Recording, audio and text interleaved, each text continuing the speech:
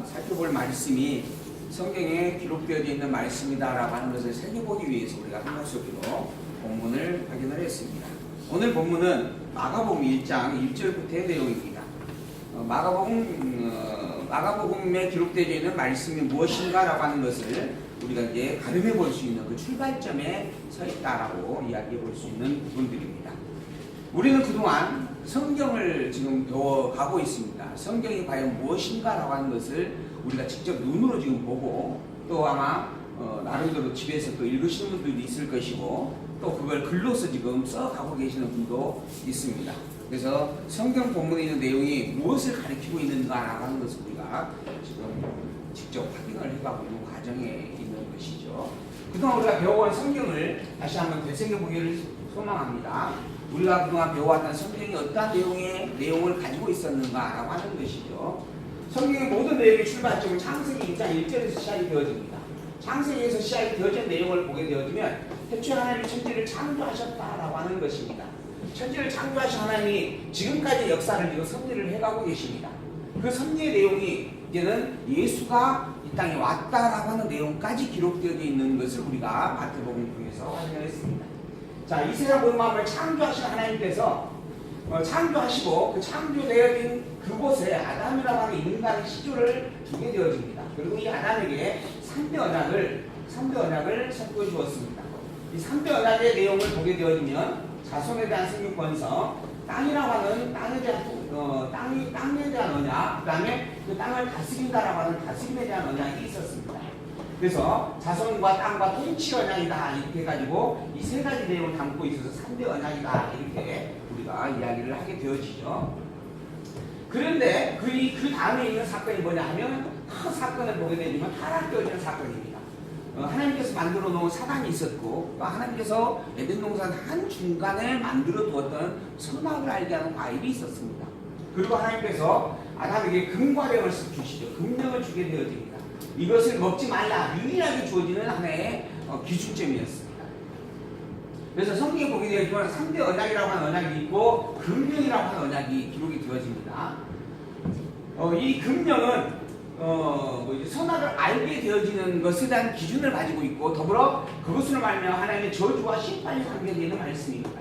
그래서 우리가 아담에게 주신 이 3대 언약을 복의 언약이다 이렇게 이야기하고 은혜의 언약이다 이렇게 이야기하면 이 금령은 이것을 하나님의 진노와 심판이 담겨져 있는 그러한 언약이다 이렇게 표현을 하게 되어집니다. 이 복의 언약이고 이거는 그것을 금하는 금기의 언약이다라고 하는 것이죠. 하나님께 주신 이러한 언약들이 있는데 이 금령을 통하여서 출발되어진 사건이 뭐냐 하면 인간의 죄인이라고 하는 죄의 고백입니다. 인간이 죄인이 되어졌다라고 하는 규명이 금령을 통해서 이루어지게 되어지는 것이죠.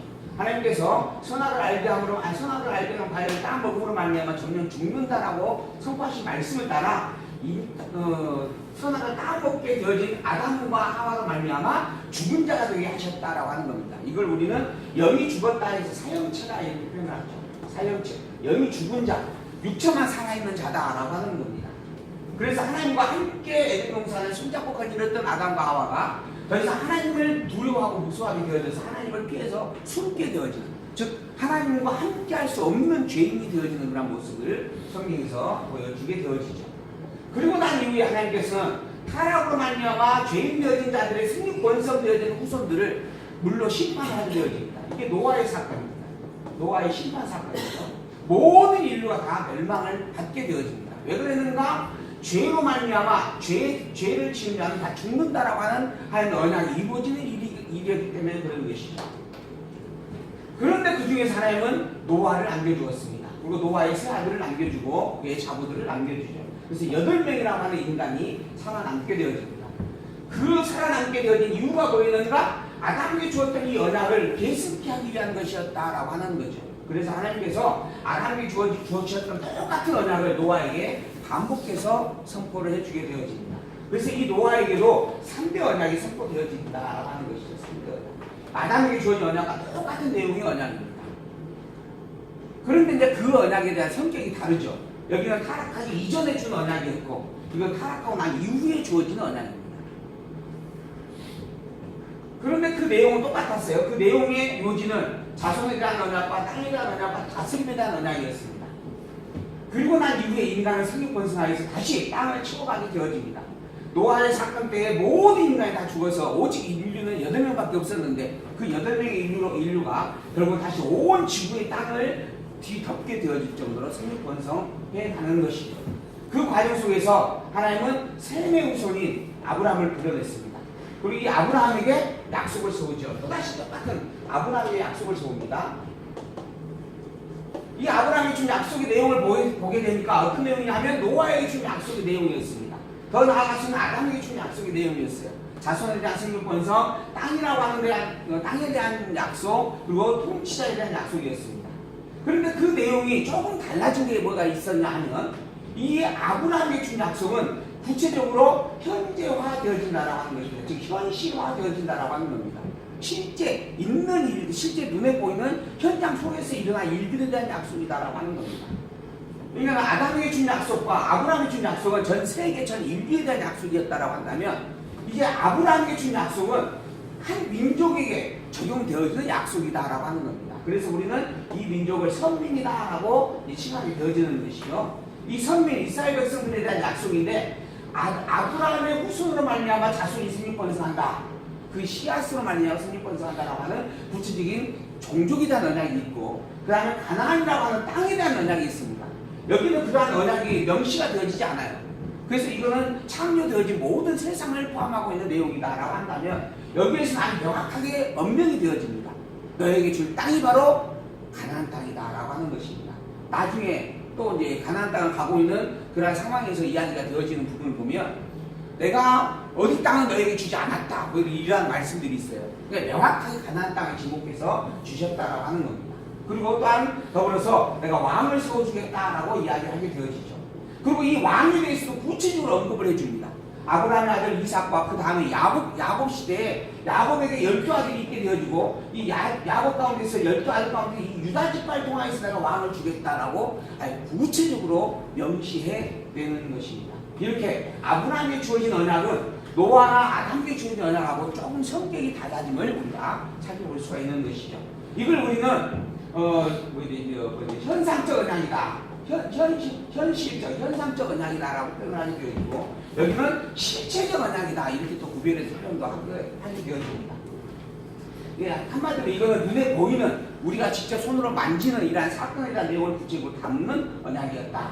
그리고 난 다음에 이 아브라함을 만나마 아브라함의 자손들이 생육번성하여서 애굽으로 갔다가 애굽에서 400년간 종사하는 과정 속에서 한 민족을 이루게 되어지고 그 애굽에서 그들이 이제 모세를 통해서 나왔고 그리고 출애굽을 해서 가나안 땅을 향해 들어가게 되어졌고 그게 이제 여호수아죠. 여호수아의 인도함을 받아서 가나안 땅을 들어가게 되어졌고 그리고 가나안 땅을 다 점령하고 거기서 결국은 다윗이라고 하는 왕을 세워서 한 나라를 온전히 세우게 되어지는 그러한 일들이 있다라고 하는 것을 역사적 사건으로 자세하게 기록을 해주고 있습니다. 이게 이제 사사기, 룻기, 사무엘사가, 열왕기사나, 역대사나, 에스라, 느헤미야, 에스더 의 성경 내용이 담겨있는 내용의 추가지라고 할 수가 있는 부분입니다. 모세를 보내셨고 그리고 다윗을 세우셨고 그리고 난 다음에 다윗으로 온전한 왕국을 이루게 하셨죠. 그리고 난 다음에 이 나라가 둘로 쪼개졌어요. 북이스라엘과 남유다가 나누어졌죠. 그리고 721년에 큰 사건이 있었고 587년에 바벨론이 또한 포로로 끌려가는 큰 사건이 있었다라고 하는 것. 이게 이제 우리가 그동안 구약 성경을 통하여서 살펴봤던 내용의 하나의 역사적인 사건에 대한 정리다 이렇게 이야기해 볼 수가 있습니다. 이러한 모든 내용들 통해서 핵심적으로 정리되는 게 이 언약이라고 하는 것입니다.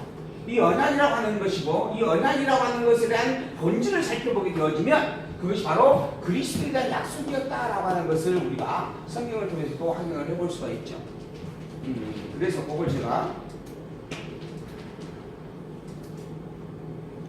목표를 이제 정리를 해보았는데 하나님께서 지금 성경, 구약성경과 신약성경으로 하나님 당신을 이야기를 하고 계십니다. 영원하신 하나님이 누구인가 어떤 존재인가라고 해서 알게 하시는 섭리가 있는데 섭리가 성경인데 그 구약 사건을 통하여서는 하나님이 여호와다라고 하는 것을 가르쳐주는 내용들이었다.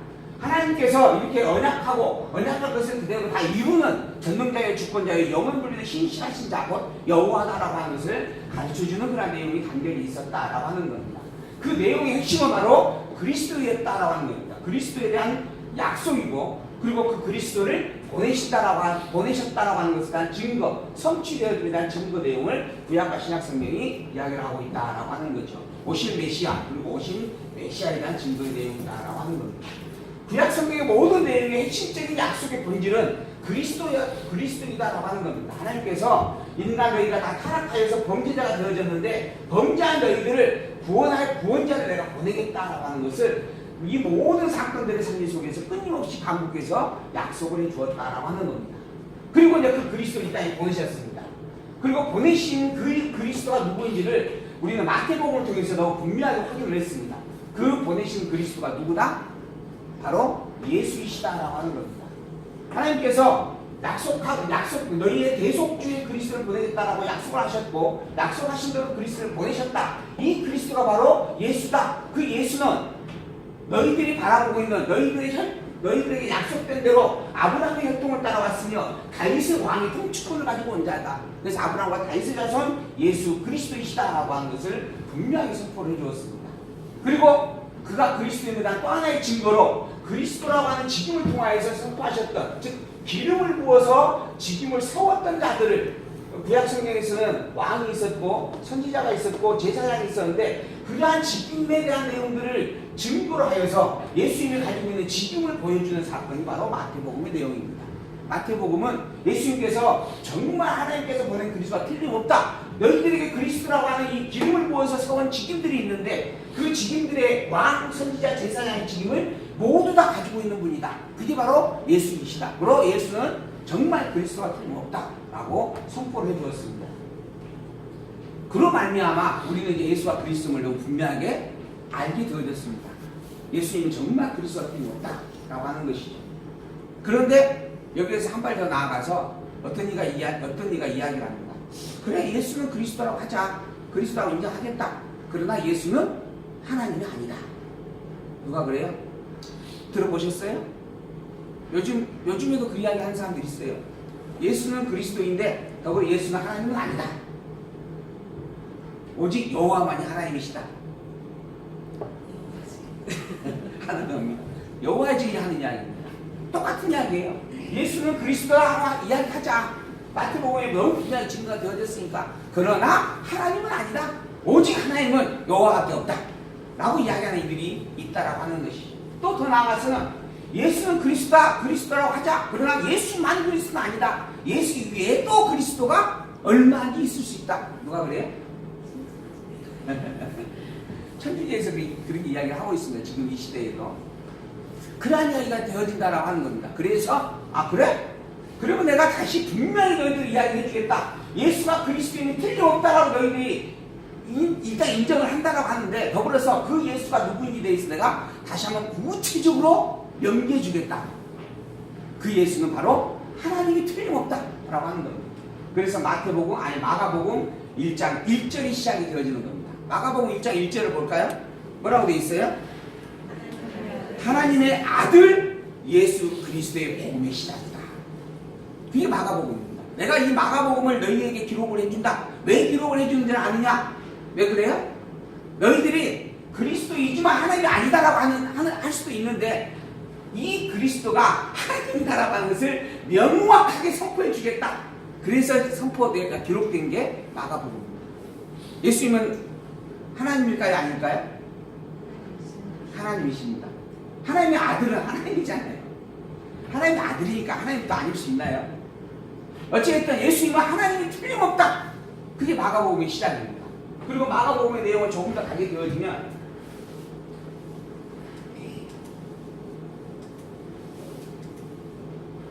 오늘 본문 안 나오나?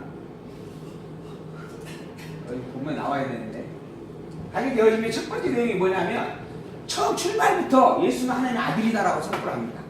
두 번째로 증거하는 게 뭐냐면 속죄주이시다라고 선포를 합니다. 그게 이제 2장에서 나옵니다. 속죄주이시다. 그리고 세 번째로 말하는 게 통치자이시다라고 이야기를 합니다. 예수님은 하나님의 아들이고 이제 예수님의 본래의 신분이에요. 이게 아까 저기 본문에 마가복음의 내용을 정리를 해보면 1장에서 5장까지 하나님의 아들이신 분입니다. 이게 본래 본분, 예수님의 본질이 뭔가라고 해서 말씀해주는 내용입니다. 그 내용을 조금 세분하게 정리를 해보면 첫 번째로 하나님의 아들이 틀림없다. 하나님의 아들이다라고 하는 것 선포를 합니다. 그 다음에 속죄주다라고 하는 것을 선포를 해줍니다. 속죄주. 그리고 통치자다라고 하는 것을 선포를 해줍니다. 즉 천국의 왕이다라고 하는 이야기입니다. 이게 바로 예수님의 본래의 신분이다 라고 하는 게 1장에서 5장까지 내용이에요. 마가복음 1장에서 5장까지 내용입니다. 그리고 난 다음에 그런 하나님의 아들이요 속죄주의 권세를 가진, 속죄주는 오직 하나님만 가지고 있는 권세입니다. 그리고 통치, 천국의 왕도 하나님이시잖아요. 그러니까 예수님은 하나님이시다라고 하는 것을 선포를 하고 난 다음에 그런 하나님이 이 땅에 오셔서 낮아지셨다라고 이야기를 하는 겁니다. 그리고 또 더불어서 그 하나님이 또한 높아지기도 하신다라고 이야기를 합니다. 이렇게 낮아지신 그 낮아지심의 신분, 그리고 높아지심의 신분, 이런 변형되어지는 신분을 통하여서 원래 그의 본질이 이런 분이었다. 그러한 분이 왜 이렇게 낮아졌고 높아진 줄 아느냐? 그리스도이기 때문이다 라고 설명을 해주는 거죠. 원래 하나님이신 그분이 인간의 몸을 입고 이 땅에 오셔서 그리스도가 되어지셨다라고 하는 것을 이야기를 해주고 있는 겁니다. 이게 마가복음의 내용이다라고 하는 것이죠. 그러한 내용을 조금 이제 구체적으로 서론에서 우리가 살펴보게 되어지면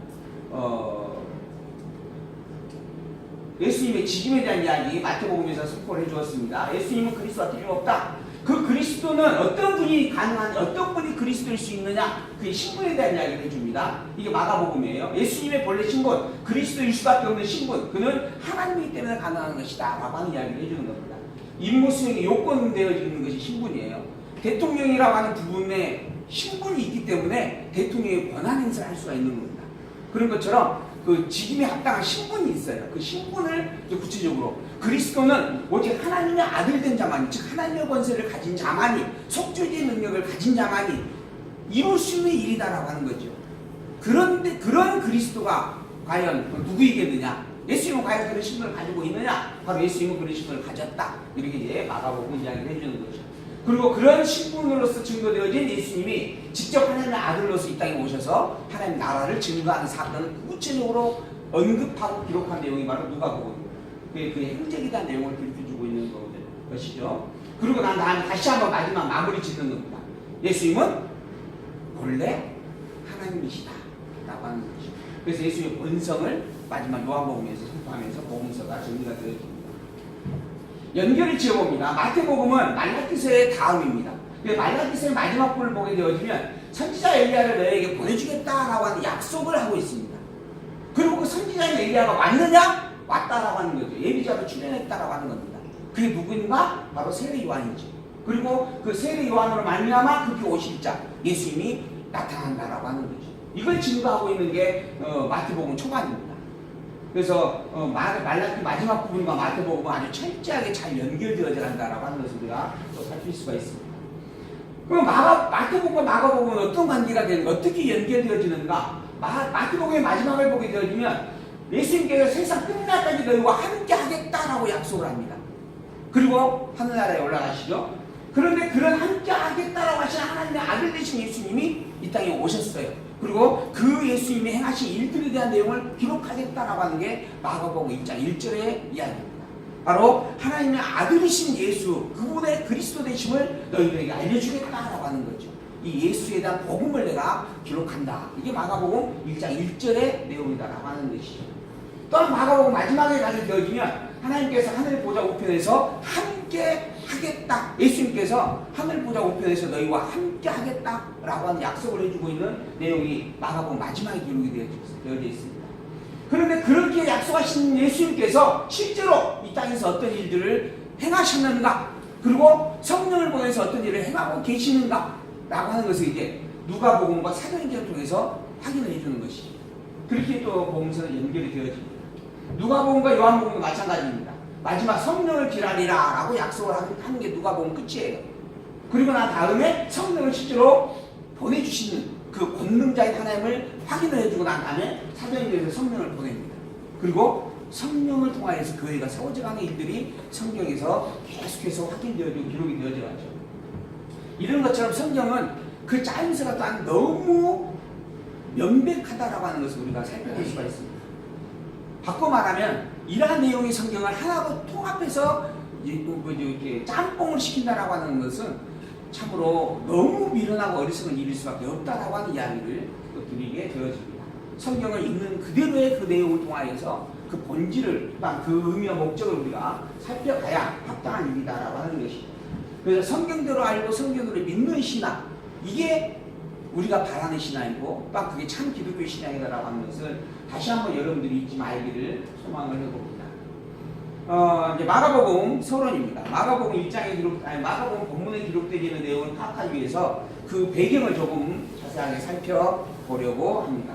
먼저 마가복음의 기자는 누구인가? 사도 베드로의 제자였다라고 하는 것이죠. 사도 베드로의 제자이고 또한 사도 바울과 전도 여행을 잠시 동행했던 마가가 기록했다라고 이야기를 합니다.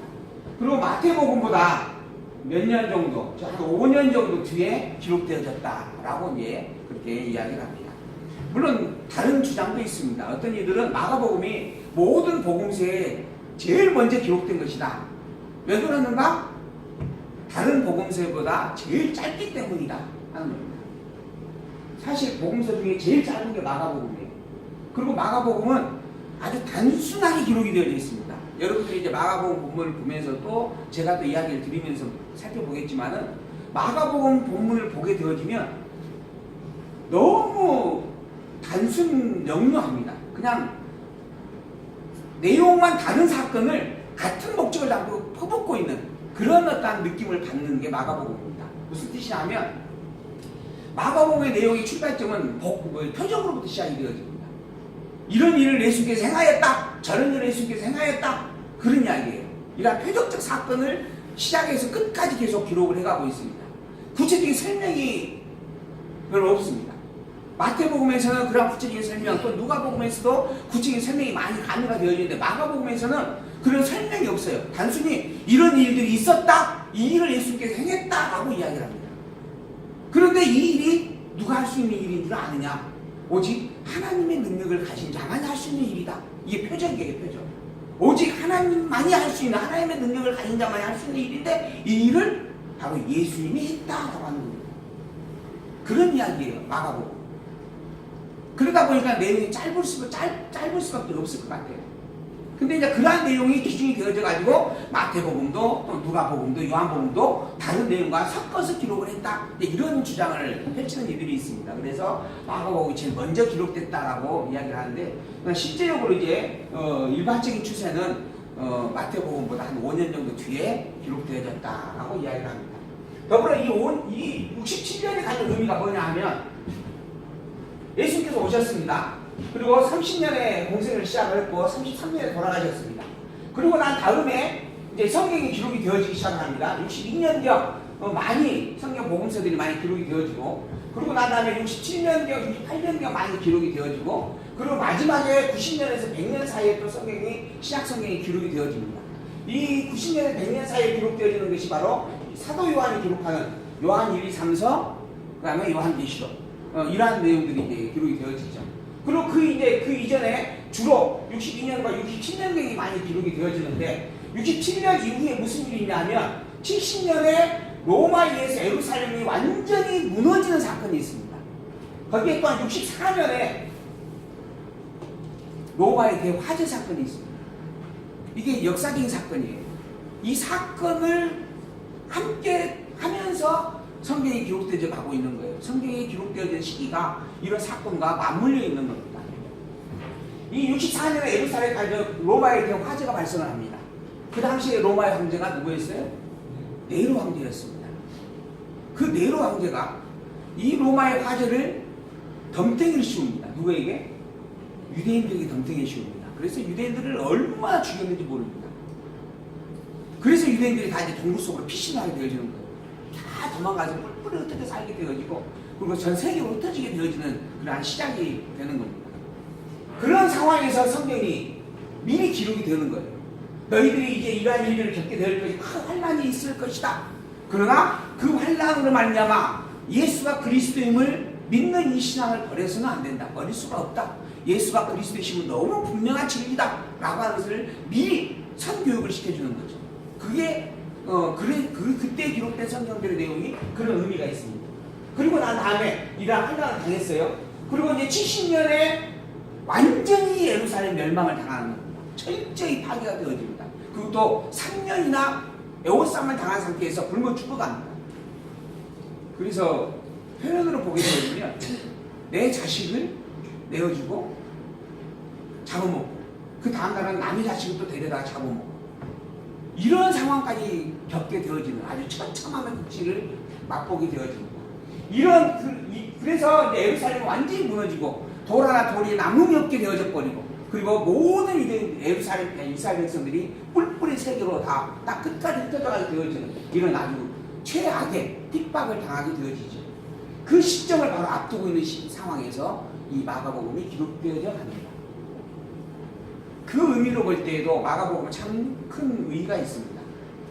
그리고 더불어 마가복음은 너무 단명하게 예수가 정말 그리스도인이 틀림없고 그의 본질은 하나님의 아들이고 하나님이시다라고 하는 것을 선포해 주므로 말미암아 흐트러짐 없이 이 핍박 속에서 이 복음을 지켜내게 하기 위한 하나님의 의미와 목적이 담겨져 있음을 또 우리가 생각을 해볼 수 있는 그런 내용들입니다.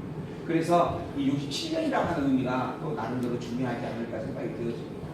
마가복음의 내용을 보게 되어지면 여호와 하나님께서 인자로우신 예수가 하나님 여호와께서 보내신 그리스도이시다라고 하는 것을 신분을 통해서 증거해주는 내용의 말씀입니다. 이 신분, 내가 그리스도를 너에게 보냈는데 과연 그 그리스도라고 하는 이 일을 감당할 신분에 합당하지 아니하냐 그것을 지금 증거해주는 내용이 마가복음이다. 그래서 처음 출발점에서 하나님의 아들의 신분을 증거를 하고 그런 하나님의 아들이신 그분께서 세상에 버림을 당하기 위해서 오셨다라고 하는 것을 증거해주고 또한 그렇게 버려진 그 일이 힘이 없고 무능해서 당한 일이 아니다. 그는 본래 하나님이셨다라고 하는 것. 그분은 진정한 참 주인이셨다라고 하는 것을 증거해주는 그런 내용의 말씀으로 기록이 되어져 갑니다. 본서에 그래서 요절 제자들이 이는 제자들을 가르치시며 또 인자가 사람들의 손에 넘기워 죽임을 당하고 죽은 이 300만을 살아나리라 하는 것을 말씀하시는 연고였다. 즉 예수님께서 죽었다가 살아난다라고 하는 것을 가르치고 있는 그런 내용의 말씀이에요. 그 말씀으로 낮아지심과 높아지심을 증거하고 있다라고 이야기를 할 수 있는 겁니다. 그래서 신분으로 증거되어지는 메시아다. 이러한 증거를 통하여서 예수가 그리스도를 확증하여서 예수 그리스도로 하여금 예수 그리스도 이름을 가지고 여호와 하나님을 찬양하는 그러한 하나님의 백성으로 살게 하려고 행하신 일들이다.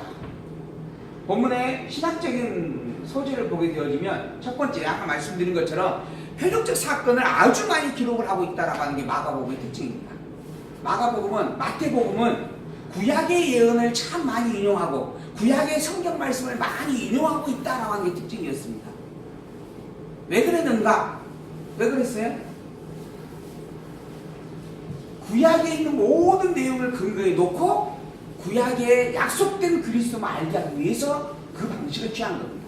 이게 마태복음의 특징이에요. 그리고 또 하나의 특징이 뭐냐면 이 마태복음은 유대인들을 대상으로 쓰여진 책입니다. 그래서 유대인들 즉 구약성경 모세의 오경을 달달달 외우고 있는 그 유대인들에게 너희들이 그렇게 알고 외우고 있는 그 말씀을 근거로 볼 때 예수님이 그리스도가 너무 분명하지 않느냐라고 확인을 해주는 거예요. 이게 마태복음의 특징이 있어요. 근데 마가복음은 표적을 다루고 있습니다. 표적적 사건을 아주 집중적으로 이렇게 기록을 해가고 있습니다. 왜 그러는가? 이런 능력을 행할 수 있는 자는 누구밖에 없다? 하나님밖에 없다. 그런데 예수님이 지금 일을 행하고 있다. 바로 예수님은 누구다? 하나님이다. 라고 하는 것을 보여주지 않는 겁니다.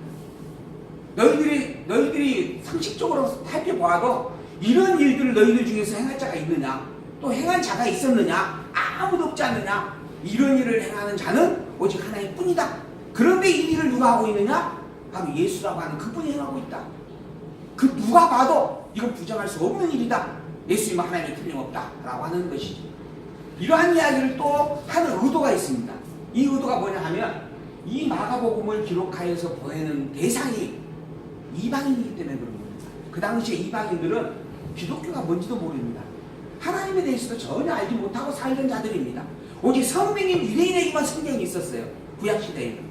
그리고 유대인 위에 모든 열방에는 성경이 없습니다. 하나님이라고 하는 것을 알 수도 배울 수도 없었어요. 그런데 예수님이 나타났습니다. 그리고 예수님이 행하는 놀라운 기적 같은 기적의 일들이 막 표출이 되어집니다. 그 일을 많은 사람들이 눈으로 목격하고 귀로 듣고 직접 또 당하기도 하는 일들이었죠.